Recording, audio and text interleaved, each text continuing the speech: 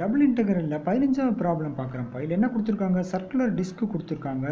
அப்போ நமக்கு தேவையான ரீஜன் வந்து வழக்கம் போல் லிமிட் கொடுக்காம நம்ம தான் கண்டுபிடிக்கணும். அப்போ கண்டுபிடிக்கணும்னா முதல்ல வெளியில் இருக்கிற லிமிட் எப்படி இருக்குது, முதல்ல y0 போட்டால் x² = 1.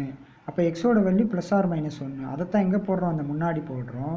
அடுத்தது வந்து இந்த x² அங்கிட்டு கொண்டு போனால் y² வந்து எவ்வளவு, << 1 - x². அப்போ ஒய்யோட வேல்யூ +or-√(1 - x²). அது தூக்கி போட்டோம்னா என்ன வரும், -1 to +1.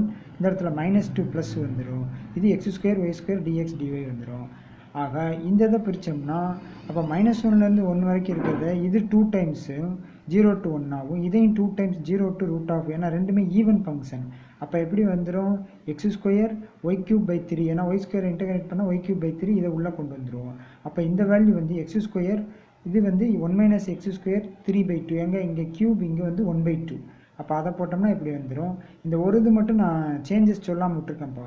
இது வந்து அப்போ 2 தடவை வந்ததுனால 2 இங்கே முன்னாடி வந்து 4 அப்படி வந்துடும். கீழே இருக்கிற 3 வந்து இங்கே 3ஆக வந்துடும். மிச்சம் இருக்கிறதுக்கு எக்ஸுக்கு பதில் sin θ போட்டால் இங்கே sin² θ. இது வந்து இன்னும் கொஞ்சம் மாடிஃபை பண்ணணும், அதை நான் இன்னும் சொல்லலை. ஸோ அதனால் அதை மட்டும் விட்டுட்டு 4/3 போட்டு இங்கே π/2 வருது. இங்கேயும் அது மாதிரி 0 to 1 இருக்கா, π/2 வரும். அப்போ sin² cos⁴θ dθ.